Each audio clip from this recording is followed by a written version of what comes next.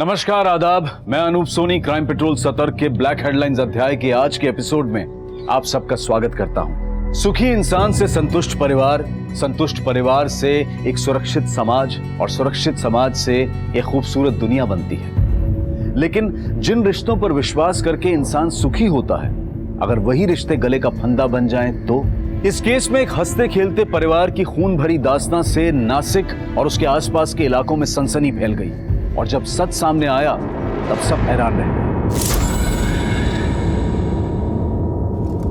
Hello dear readers, मैं रत्ना। 3 दिन के लंबे इंटरवल के बाद आज ब्लॉग लिखने का टाइम मिला। क्या करें, 16 साल 7 महीने और 3 दिन हो गए मेरी प्रमोशन को। मैं एक असिस्टेंट बैंक मैनेजर से फुल टाइम होम मेकर यानी गृहिणी बनी।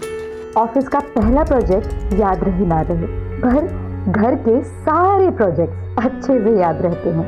मेरा पहला प्रोजेक्ट अब 16 साल का हो गया है। शैली नाम है उसका। मॉम, आपकी कॉफी। Thank you. पहले आई बोल। आई। और मेरा दूसरा प्रोजेक्ट 6 साल का हो गया है। इस प्रोजेक्ट का नाम है संजू। मम्मा, मेरा स्कूल बैग कहाँ है? लाइफ की भागदौड़ में अपनी बात आप तक पहुंचाकर मुझे बहुत सुकून मिलता है। मैडम, मेजरमेंट पे लाए। आप कौन और मास्टर जी क्यों नहीं आए? मास्टर जी का तबीयत खराब है और मैं इनका भतीजा हूँ। आइए अंदर है। ये साड़ी रखी है, ये तो इसकी फॉल बीडिंग भी करनी है और जो इसमें ब्लाउज पीस है उसे शैली के लिए ब्लाउज सिलना है। मास्टर जी, आप मेजरमेंट लीजिए।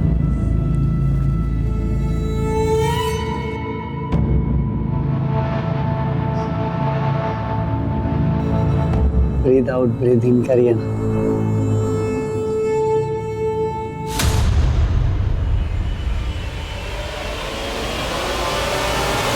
क्या बदतमीजी चाहिए? हाँ? निकल जाए यहाँ से और दोबारा अपनी शक्ल मत दिखाना। निकल यहाँ से।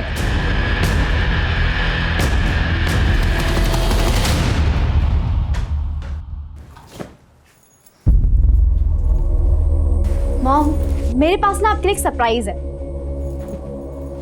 सी, देखो तो ऑनलाइन ना डिस्काउंट चल रहा था, इसलिए मैंने बाय किया। कल रात ही डिलीवर हुआ है। आप ये पहन के बहुत अच्छे लगोगे। प्लीज प्लीज प्लीज एक बार।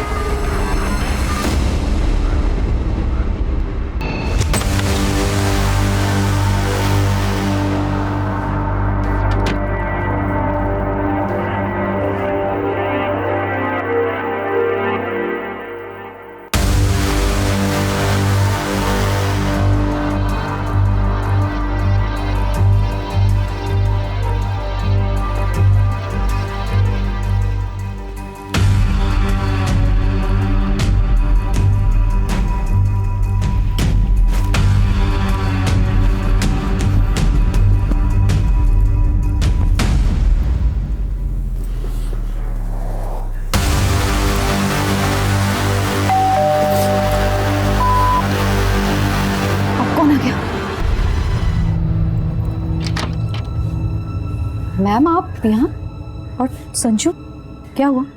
मैम, स्कूल से कब से कॉल किया जा रहा है आपको, आप कॉल पिक नहीं कर रहे हैं। वो एक्सट्रीमली सॉरी मैम, लेकिन क्या हुआ?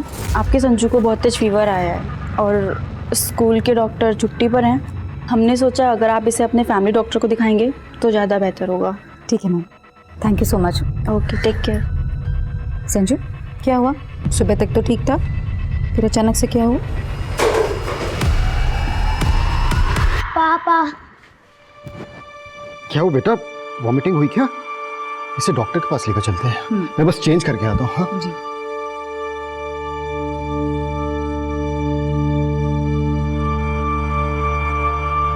देखिए, घबराने की कोई बात नहीं।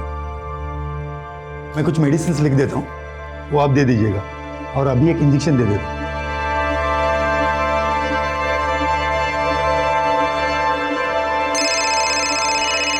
विजय का फोन आ रहा है। ठीक है, आप देखिए। हाँ विजय, नहीं, मैं ऑफिस नहीं आ पाऊंगा आज। संजू की तबीयत खराब है। चल बाय।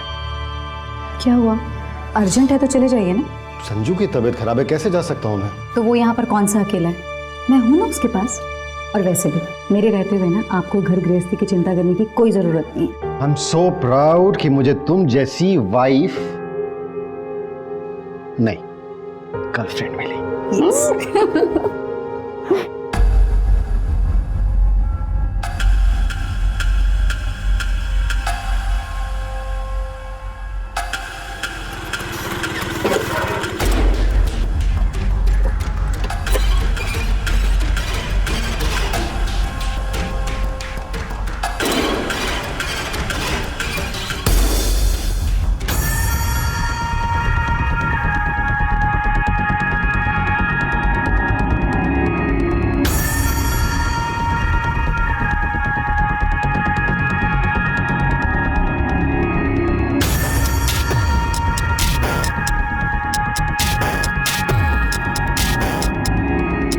ओ लैला मजनू, इधर आओ। ये देखो इधर।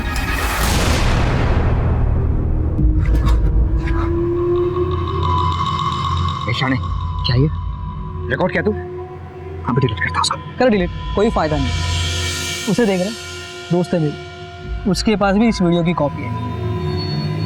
15,000 लगेंगे। तुम्हें ब्लैकमेल कर रहा है? डिलीट करो।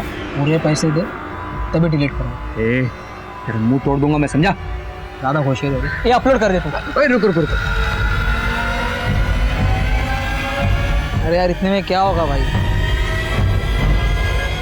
ये चिंदी तो समझ के रख लो तुम्हारे पास नहीं चाहिए तो अपलोड कर दे यार। नहीं चाहिए। नहीं नहीं नहीं रुको रुको, मेरी बात सुनो। अभी तुम इतना रखो, बाकी पैसे हम कल दे देंगे। कल 11 बजे बाहर मिलना। अगर कोई होशियारी की ना तो तुम दोनों को सोशल मीडिया पे स्टार होने से कोई रोक नहीं सकता। कल दे देंगे पैसे।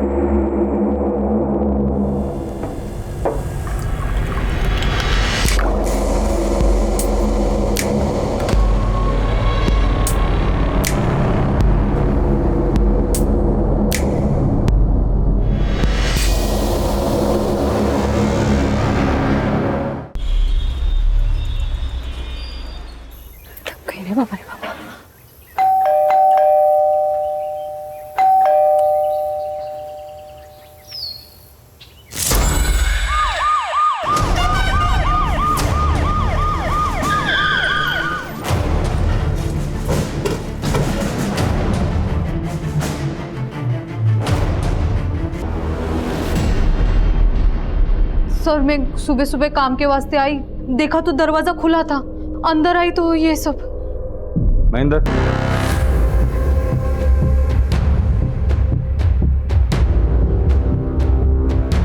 सर घर में किसी भी चीज की चोरी नहीं हुई है सर, क्योंकि अलमारी लॉकर सब सेफ है। साहब लेकिन वैनी के जेवर गायब हो गए। सर किचन में फ्रिज के अंदर और बाहर ब्लड स्टेन्स मिले हैं।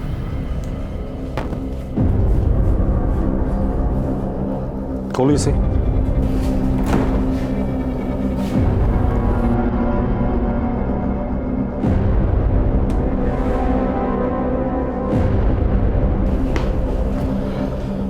इनके अलावा घर में और कौन कौन रहता है? शैली मैडम।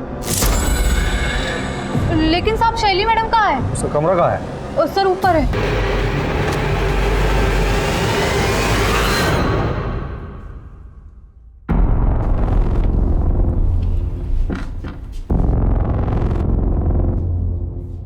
यही शैली है?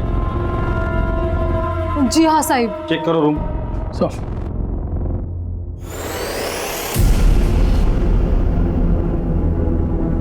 शैली का मोबाइल है? हाँ मैडम कोई लॉक है। ताज्जुब की बात है, आजकल के बच्चे खाना खाना भूल जाते हैं लेकिन मोबाइल साथ में लेकर जाना नहीं भूलते।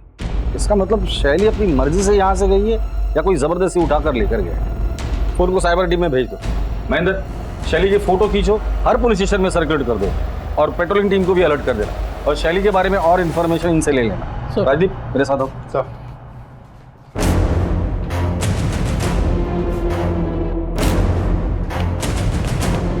अभिषेक, आस पड़ोस में इस फैमिली के बारे में पूछताछ करो। सर बड़ा अजीब केस देखा ये। कातिल ने खून करने के बाद खूनी हाथ से शराब पी, फ्रिज खोला, खाना लिया, खाना खाया और चुपचाप चला गया। ये जरूर साइको किलर होगा जो खून करने के बाद अपने किए का जश्न मना कर गया है। काम करो, या जितने भी ब्लड सैंपल्स हैं सब जमा करो और लैब में भेजो। इनके अलावा अगर कोई और ब्लड मिलता है तो वो कातिल का ब्लड होगा। सर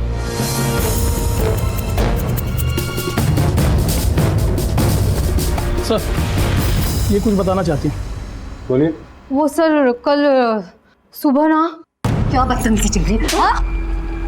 निकल जा यहाँ से। सोडणार नहीं मैं तुम्हारा। निकल यहाँ से।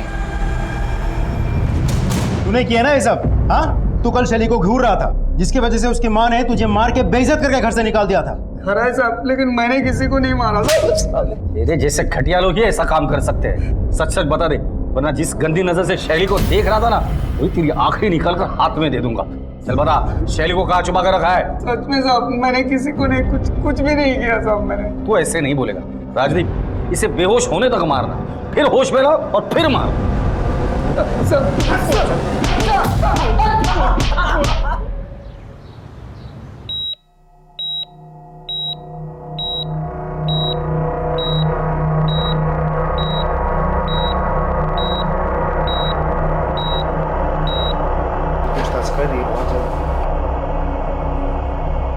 जी डॉक्टर साहब, पेशेंट की हालत कैसी है? सर, पेशेंट की हालत बहुत ही क्रिटिकल है, but we are trying our best.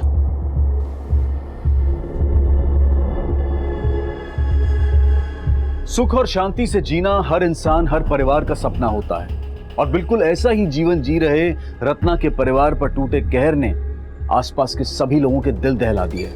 Ratna, अमर और शैली की लाइफ की परतें खुलने लगी और आम जनता के साथ साथ पुलिस भी हैरान हो गई। सर, रत्ना के घर पे जो मोबाइल्स मिले थे वो अनलॉक हो गए। शैली के मोबाइल पे किसी रवि और जिग्नेश के मैसेजेस आए हैं। मैसेज में ऐसा लिखा है कि अपनी माँ को कहो किसी के सामने मुंह ना खोले वरना। बात करो दोनों से। सर, दोनों के मोबाइल कंटिन्यूसली स्विच ऑफ है। कॉल रिकॉर्ड्स निकालने के लिए कह दिया है। एक और बात सर, कल रात रत्ना बार बार शैली को फ़ोन कर रही थी। लगता है कोई टेंशन चल रहा था। शैली ने फ़ोन नहीं उठाई तो रत्ना ने शैली की फ्रेंड कविता को फ़ोन किया। कविता? सर, शैली अपने माँ से कल झूठ बोलकर हमारे सीनियर से मिलने गई थी। अच्छा मॉम, मैं कविता के यहाँ जा रही हूँ, मुझे असाइनमेंट कंप्लीट करना है, मैं रात को आ जाऊँ। तब उसने घर पर झूठ कहा था कि वो मेरे घर पढ़ाई के लिए आ रही है, पर जब रात को उसका मोबाइल नहीं लग रहा था तब रत्ना आंटी ने मुझे कॉल किया। फिर मुझे उन्हें सब सच बताना पड़ा कि शैली जिग्नेश और रवि के साथ पार्टी कर रही है। फिर मुझे रत्ना आंटी को जिग्नेश के रूम पे लेके जाना पड़ा।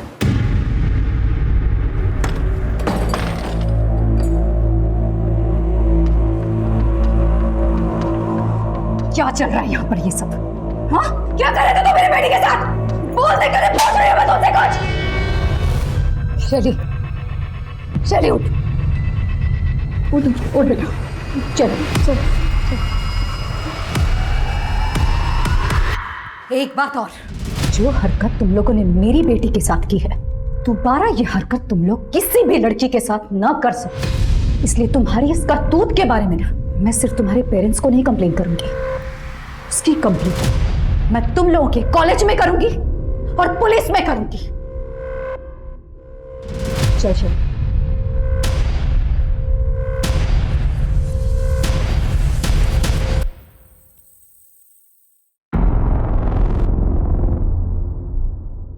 सर, मैं कल रात यहीं पे रत्ना आंटी को लेके आई थी। ये जिग्नेश और रवि, इन दोनों के मोबाइल सर्विलेंस पे डाल दो और उनके माँ बाप से बात करो। अगर वो कुछ नहीं बताते तो उनके मोबाइल भी सर्विलेंस पे डाल दो और उनके डेबिट कार्ड, क्रेडिट कार्ड दोनों पे नजर रखो। इन दोनों के फोटोज हर जगह पे सर्कुलेट करो।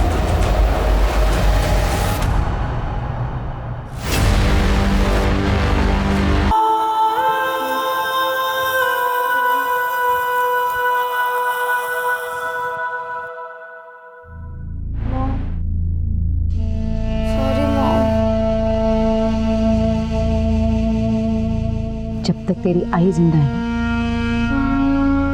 तेरा कभी गलत नहीं हो सकता।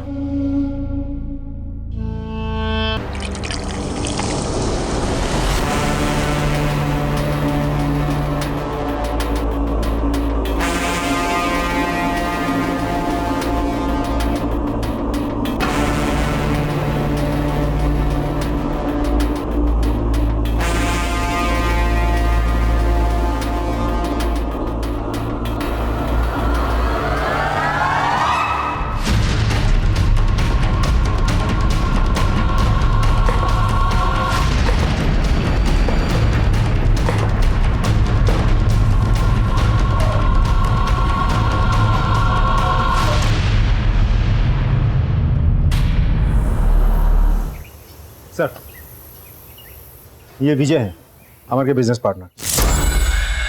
बस अब बता सकते कि अमर की किसी के साथ दुश्मनी थी, लड़ाई झगड़ा, या अमर को किसी ने धमकी दी थी? जी हाँ सर, एक्चुअली मैं वही बताने आपको आया हूँ कि कल रात। देखिए लियाकत जी, आप ये ठीक बात नहीं कर रहे हैं, ठीक से बात कर। क्या कर लेगा रे तू? क्या कर लेगा? लियाकत, चुप रहे तो। क्या करेगा तू? काम बंद करेगा ना? चल काम बंद करके निकल। तुझे क्या लगता है तू अकेला ही है? हाँ, ये टाइल्स और मार्बल्स का सप्लायर। हमारा 11 लाख रुपए पहले क्लियर करिए, उसके बाद आपको जिससे काम करवाना आप करवा सकते हैं। लियाकत जी, ये ठीक नहीं है। तेरे को ठोकू क्या?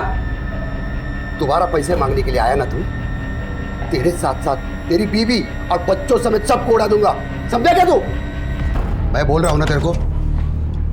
लियाकत अली, बस चला चलो इसमें।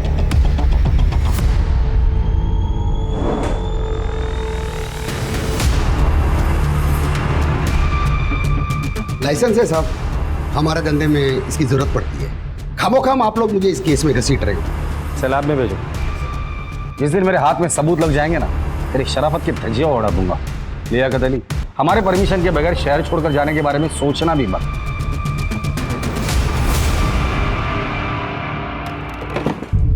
अमर को होश आ गया? नहीं सर, अभी बेहोश है सर। डॉक्टर उसे रिवाइव करने की पूरी कोशिश कर रहे हैं। सर, रत्ना और अमर के मोबाइल में किसी योगेश ने धमकी भरे मैसेजेस भेजे थे। योगेश कौन है? पता लगा लिया सर?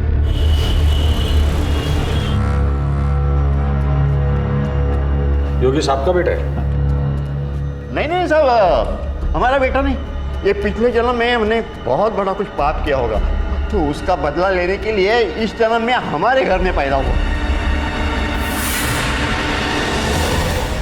ओ बाबा, ओ बाबा, ओ कंजूस बुड्ढे, पैसे चाहिए मेरे को, पैसे दे, पैसे दे। चल काय झाला पोरे? तो खाना परोस चल। अरे कितनी बार तेरे को बोला, हाँ काही तेरी नौकरी कर, काम धंदा कर, ये धंदे छोड़ दे। फालतू शिकवायचं नाही मला, कच जायचं नाही माझ्या।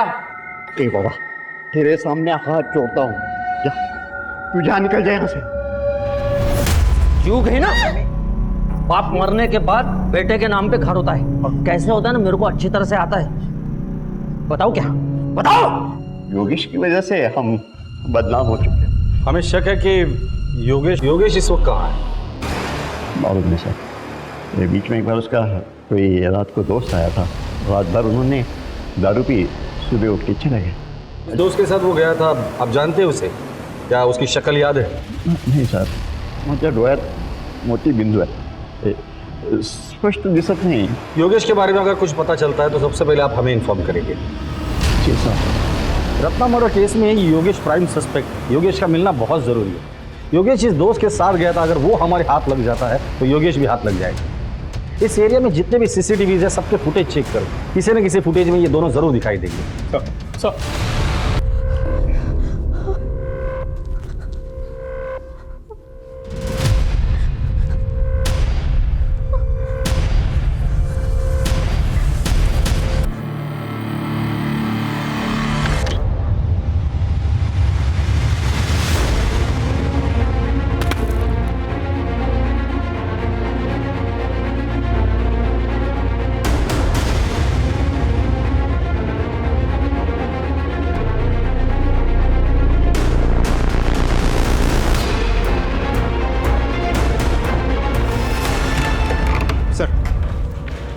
योगेश का कॉल रिकॉर्ड आ गया। 3 महीने पहले तक उसका मोबाइल बिल्कुल एक्टिव था, फिर अचानक बंद हो गया। फिर 4 दिन बाद 2 मिनट के लिए फ़ोन ऑन होता है, अमर को मैसेजेस भेजे जाते हैं, फिर स्विच ऑफ हो जाते हैं। फिर 8 दिन बाद फिर से 2-3 मिनट के लिए फ़ोन ऑन होता है, इस बार रत्ना को धमकी भरे मैसेजेस भेजे जाते हैं, फिर फ़ोन ऑफ हो जाता है। सर, ये सिलसिला पिछले 3 महीने से चल रहा है। सर, योगेश के घर के सामने जो बैंक है उसका सीसीटीवी फुटेज आ गया सर। चेक करो।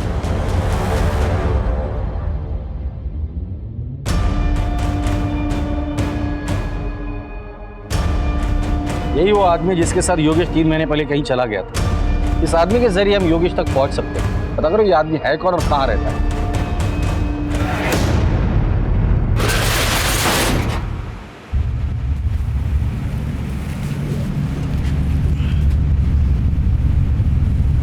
भाई इसमें कुछ गड़बड़ लग रहा है। क्या गड़बड़ है? खून दिख रहा है इसमें। बदबू भी बहुत आ रहा है। पुलिस है, देख क्या है।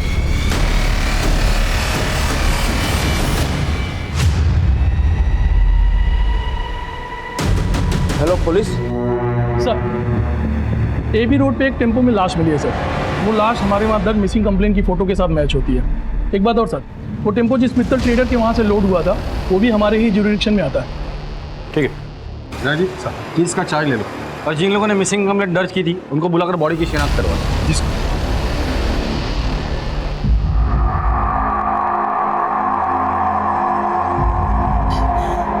समीर, समीर, देवा क्या किया मेरे कुत्ते के साथ?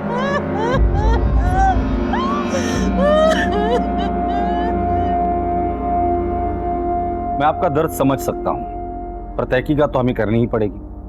समीर ने आपको कभी बताया था कि उसे कोई धमकी दे रहा है या उसका किसी के साथ लड़ाई झगड़ा ऐसा कुछ? नहीं साहब, ऐसा कुछ भी नहीं। हमें समीर के सामान की तलाशी लेनी होगी, शायद वहां से हमें कुछ क्लू मिल जाए। जी।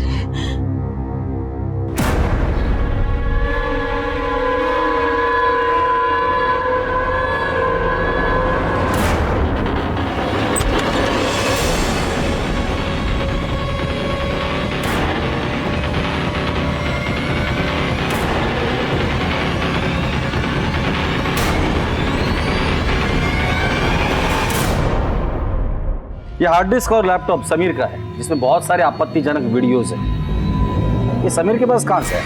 मला माहित नहीं साहब। समीर के दोस्त कौन है? कौन से कॉलेज में पढ़ता है? ये पास ही के जोशी कॉलेज में है। जोशी कॉलेज? सर उसी कॉलेज में तो शैली भी पढ़ती थी। समीर की कोई गर्लफ्रेंड है? ते पण माहित नहीं, पर सीमा के साथ दोस्ती थी उसकी, वो उसके साथ ही घूमता था। ये सीमा रहती कहाँ है? आइए सर, ये सीमा का रूम है सर। तलाशी लो। सर सीमा यहाँ कितने सालों से रेंट पे रह रही है? सर 2 साल से रह रही है। उसका परमानेंट एड्रेस है? जी सर है।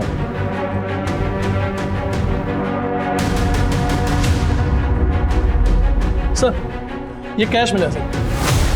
सर लैपटॉप मिला है, चेक करो। आप बाहर रुकिए। ये वीडियोस भी। समीर के लैपटॉप से भी हमें ऑलमोस्ट सेम वीडियोस मिले थे। मतलब समीर और सीमा मिलके सबको ब्लैकमेल कर रहे थे। और हो सकता है इस ब्लैकमेलिंग के चक्कर में समीर का मर्डर हुआ हो और सीमा की जान को खतरा हो सकता है। इन वीडियोस में जितने भी लोग दिख रहे हैं सबको आइडेंटिफाई करो। सीमा की फोटो हर जगह सर्कुलेट कर दो और सीमा के माँ बाप को कांटेक्ट करने की कोशिश करो। सर हमने मित्तल ट्रेडर्स में जाके डिटेल में पूछताछ की। वहाँ समीर को कोई नहीं जानता, ना किसी ने मर्डर होते हुए देखा और ना डेड बॉडी को टेम्पो में डालते हुए देखा किसी ने। सर मैंने कुछ रिसीप्ट्स के पिक्चर्स भी खींचे, मैं दिखाता हूँ। ये भी सर, ये सारे रिसीप्ट्स मैंने खुद चेक किए हैं, ऑल क्लियर है, कुछ भी सस्पिशियस नहीं दिख रहा है सर।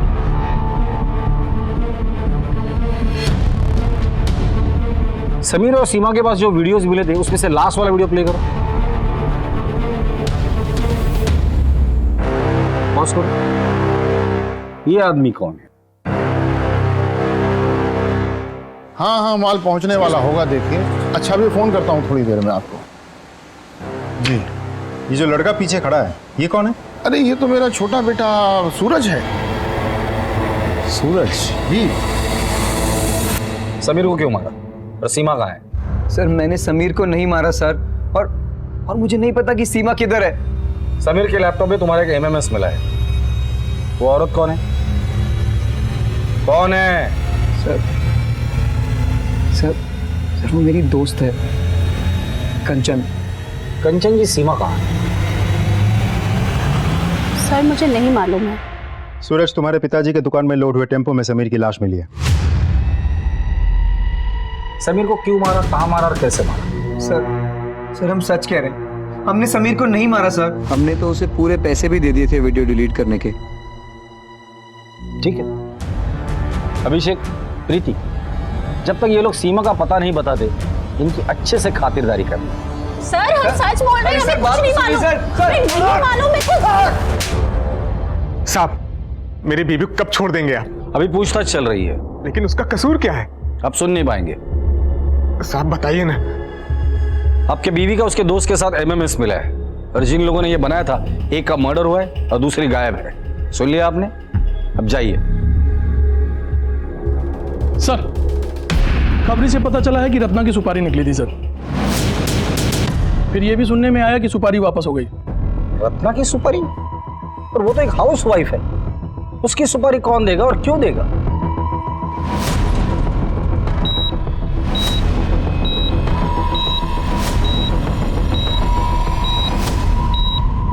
रत्ना, पहला सस्पेक्ट योगेश, जो उसे धमकी भरे मैसेजेस भेजता था। जिग्नेश और रवि, इन दोनों का रत्ना के साथ ड्रग्स को लेकर झगड़ा था।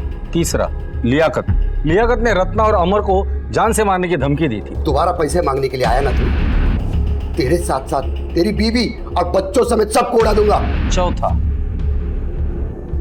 अमर। अमर? अमर तो रत्ना का पति है और वो खुद जख्मी है, लेकिन जिंदा है। ऐसा भी तो हो सकता है कि रत्ना और संजू को मारने के बाद अमर ने अपने आप को जख्मी करके बाथरूम में बंद कर लिया हो। लेकिन सर घर पे हमें कोई खून से सना हुआ हथियार नहीं मिला और उसका खुद का सिचुएशन भी बहुत क्रिटिकल है। ताज्जुब की बात तो यही है कि हत्यारे ने हत्या करने के बाद उसी खूनी हाथ से शराब पी, खाना खाया और उसके बाद उसने चोरी भी की। पता करो इस तरह की वारदात और भी कहीं हुई है क्या? अगर हुई है तो उसके सारे डिटेल्स मुझे चाहिए सब। अब दूसरा मर्डर केस, समीर। अब इस समीर मर्डर केस में शैली, सीमा और समीर, ये तीनों क्लासमेट हैं। क्या रत्ना और समीर, इन दोनों के मर्डर केस एक दूसरे से जुड़े हुए हैं? 3 हत्याएं, एक गंभीर रूप से जख्मी और एक अगवा। अखबार की सुर्खियों और टीवी की ब्रेकिंग न्यूज पर छाए इस केस की गुत्थियां दिन ब दिन उलझती जा रही थी। पुलिस को उस एक तिनके की तलाश थी जिसके सहारे वो गवाहों और सबूतों के साथ कातिल को पकड़ पाए, और आखिरकार पुलिस को ऐसा एक तिनका, एक सुराग मिल गया। सर, योगेश जी दोस्त के साथ गायब हुआ था, वो देव है। योगेश के कॉल रिकॉर्ड से पता चला कि 3 महीना पहले उसका फ़ोन बंद हुआ था और जिस एरिया में बंद हुआ था उस एरिया में सिर्फ एक ही फार्म हाउस है जो देव का है, और उसके बाद उसका फ़ोन कभी कभार ऑन ऑफ होता रहा।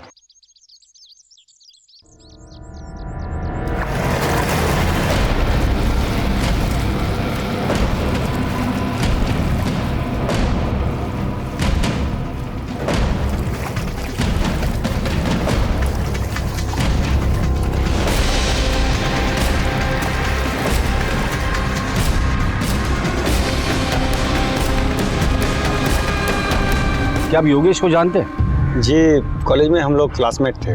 3 महीने पहले योगेश आपके साथ उसके घर से निकला था, फिर इसी एरिया में आकर उसका फ़ोन हमेशा के लिए स्विच ऑफ हो गया था, फिर रेयरली ऑन हुआ। ऐसा क्यों? हाँ, याद आया। हुआ यूँ था सर कि वो ऐसे ही तफरी करने आया था, उसकी मोबाइल की बैटरी ख़त्म हो गई थी। अब मेरा और उसका मोबाइल सेम तो था नहीं कि वो मेरा चार्जर यूज़ कर पाता। फिर उसके बाद वो उसी दिन वहाँ से चला गया। वैसे भी योगेश को मोबाइल की इतनी परवाह नहीं थी, बड़ा अजीब बंदा है। उसके बाद उसने मुझे कोई कांटेक्ट नहीं किया। एक आध बार मैंने ही उसका नंबर डायल किया था और मोबाइल स्विच ऑफ था। योगेश के फादर का कहना है कि वो मवाली या टपोरी टाइप का था। वैसे उसका अमर के साथ किस बात का झगड़ा था? ये बहुत पुरानी कहानी है सर। एक्चुअली कॉलेज में योगेश को रत्ना से प्यार हो गया, पर योगेश की गुंडागर्दी, मारपीट के चलते रत्ना उसे कैसे चाहती। रत्ना को अमर अच्छा लगा और उससे प्यार हो गया और बाद में शादी कर ली। यही बात योगेश को बहुत बुरी लगी, तभी से वो जिल्टेड लवर बन गया। सोचा नहीं था कि कॉलेज की दुश्मनी अभी तक चलेगी और रत्ना का वो मर्डर कर देगा और अमर पर भी जानलेवा हमला करेगा। योगेश अगर आपको कांटेक्ट करता है या उसके बारे में आपको कुछ भी पता चलता है तो सबसे पहले आप हमें इन्फॉर्म करें। जी सर। Thank you. हेलो, हाँ, ओके सर। जिग्नेश के पिताजी ने इगतपुर के एक लॉज में 40,000 रुपये ट्रांसफर किए हैं। रोशन, गाड़ी घुमाओ।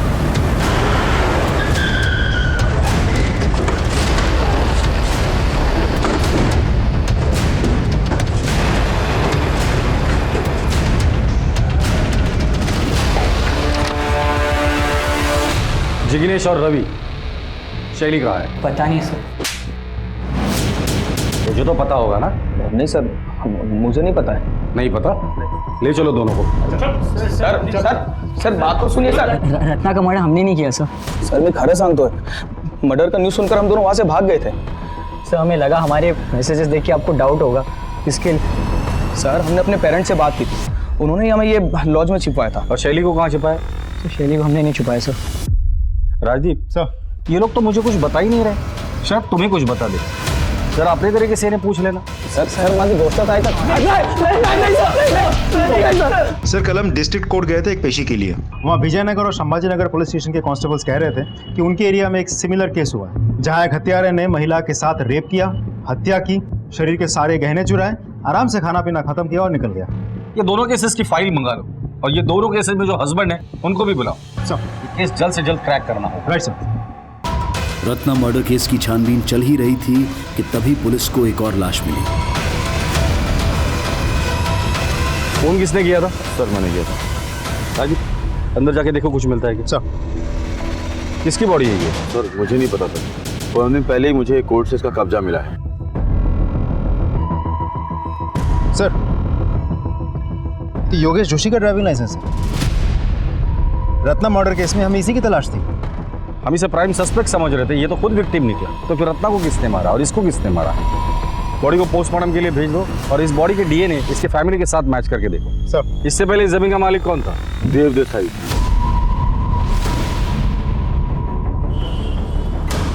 ये सब अजब इत्तेफाक है। 3 महीने पहले योगेश गायब होता है, आखिरी बार आपके साथ था। फिर योगेश का फोन बंद होता है आप ही के यहाँ पर। अब योगेश की लाश मिल गई, वो भी ऐसी जमीन पर जिस पर आपका कब्जा था। अब तो बताइए योगेश को क्यों मारा? मैंने योगेश को नहीं मारा। राजदीप, घर की तलाशी लो। सर आप बिना वारंट के अंदर नहीं जा सकते। ये वारंट चलेगा या इनसे भी वारंट दिलाओ? सर मेरी बात सुनिए। सर मेरा यकीन कीजिए कुछ नहीं है। सर आपको कुछ नहीं मिलेगा। इस कमरे में क्या है? सर ऐसे ही कोई पुराना सामान रखा हुआ है। चाबी दीजिए उसकी। सर वो खो गई है। महेंद्र, हथौड़ा लेके आ। सर मेरा यकीन कीजिए कुछ नहीं है, आपको कुछ नहीं मिलेगा। तोड़ दे इसे। सर कुछ नहीं है सर। शैली, खोलो इसे। ये यहाँ क्या कर रही है?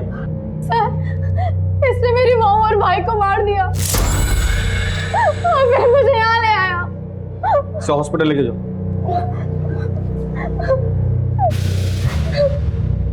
सर उसे गलतफहमी हुई है।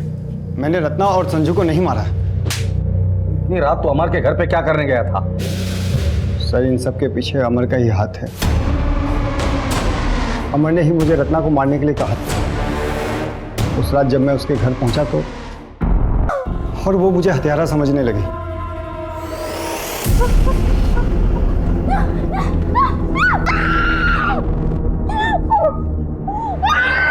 मैं शैली को मार नहीं सकता था क्योंकि वो मेरे दोस्त अमर की बेटी है। फिर मैंने सोचा कि जब पुलिस असली हत्यारे को पकड़ेगी या अमर को होश में आने के बाद ये बताएगा कि असली कातिल मैं नहीं कोई और है, तब मैं शैली को छोड़ दूंगा। और अगर अमर को होश नहीं आता और असली कातिल पकड़ा नहीं जाता तो शैली के साथ क्या करता? जिंदगी भर यही रखता उसे? सर सब कुछ इतनी जल्दी हुआ कि इतनी दूर की बात मैं सोच ही नहीं पाया। ये अमर रत्ना को क्यों मारना चाहता था? सर सारा का सारा बिजनेस रत्ना के नाम पर था जो काफ़ी नुकसान में चल रहा था। और योगेश, उसे क्यों मारा तुमने? सर इसके पीछे भी अमर की साजिश है। सर 1 साल से प्लानिंग चल रही थी। योगेश कॉलेज के टाइम से जिल्टेड लवर था। प्लान ये था कि सबसे पहले योगेश को मार डालेंगे, फिर उसके मोबाइल से अमर और रत्ना के मोबाइल पे धमकी भरे मैसेजेस करेंगे, उसके बाद रत्ना को मारकर सारा ब्लेम योगेश पे डालेंगे। फिर मैंने योगेश को मारकर उसकी लाश को अपनी ज़मीन में गाड़ दिया ताकि कोई सुराग न मिले। लेकिन मैंने रत्ना और संजू को नहीं मारा। ले चलो इसे। सर मेरी बात सुनिए। आइए। सर संभाजीनगर और विजयनगर दोनों केसेस के हस्बैंड। बस अब ये फोटोज ध्यान से देखिए। अब इनमें से किसी को जानते हैं?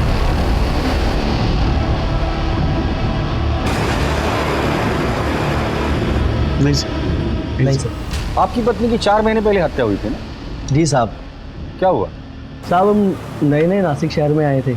मैं कुछ काम से घर से बाहर गया, वापस आकर देखा तो मेरी बीवी की हत्या हो चुकी थी साहब। जिस दिन मर्डर हुआ था उसके पहले क्या हुआ? गोदावरी में नहाने के लिए गए थे तो बच्चे को बुखार आया, तो यहीं डॉक्टर जय के क्लिनिक में लेकर गए थे उसका इलाज के लिए। और उसी रात मेरी बीवी और मेरे बेटे की हत्या हुई थी सर। आपकी बीवी की 1.5 महीने पहले हत्या हुई थी ना? जी सर। क्या हुआ?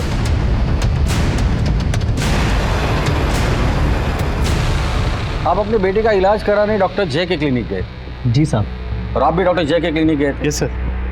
तीनों केसेस में मोडस ऑपरेंडी बिल्कुल सेम है।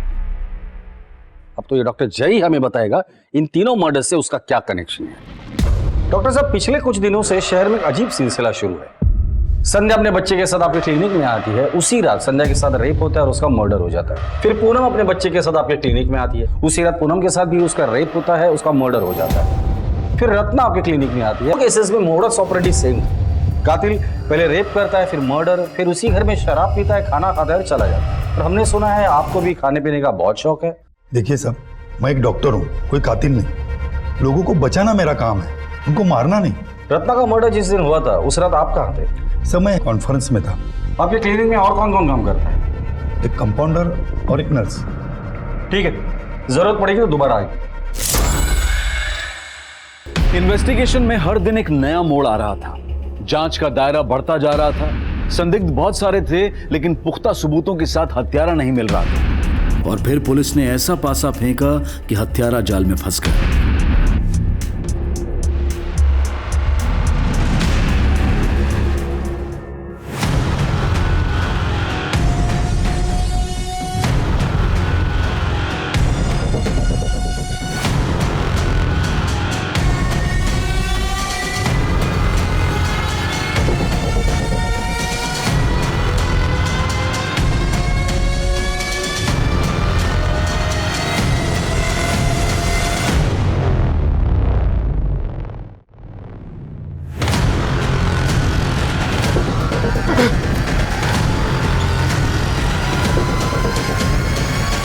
डॉक्टर जय के यहाँ कंपाउंडर हो ना?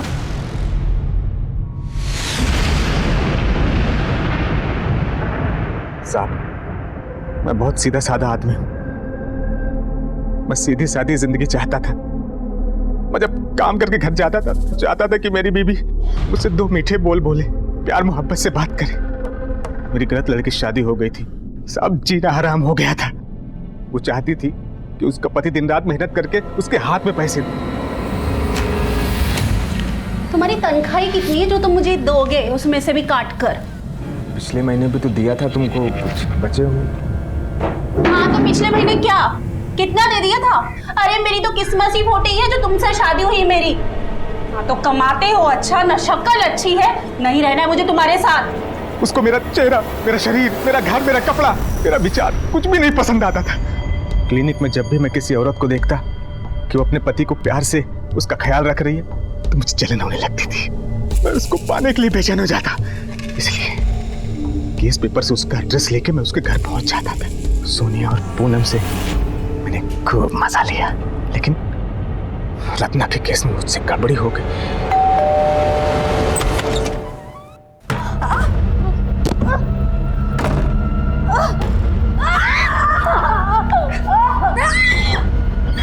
डरो मत, मैं तुम्हारा पति हूँ।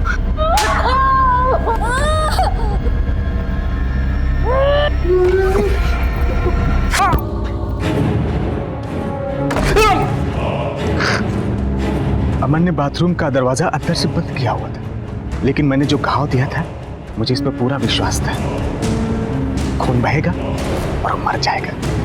तभी मैं वहां से चला गया। अमर को मारने का प्लान नहीं था, लेकिन उसने मुझे देख लिया था तो क्या करता साहब?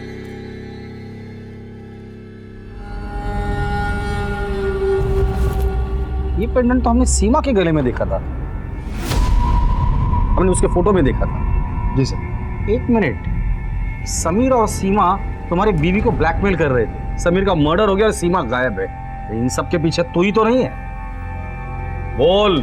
साहब, मेरी बीवी कंचन और उसका यार सूरज दोनों को फोन पे बात करते हुए सुना था कि सीमा और समीर उसका वीडियो बना के उसको पैसे के लिए ब्लैकमेल कर रहे हैं। मैंने सोचा अगर समीर को मार के सीमा को मैं अगवा कर लेता हूं तो ब्लेम कंचन पे जाएगा और मेरा बदला पूरा हो जाएगा।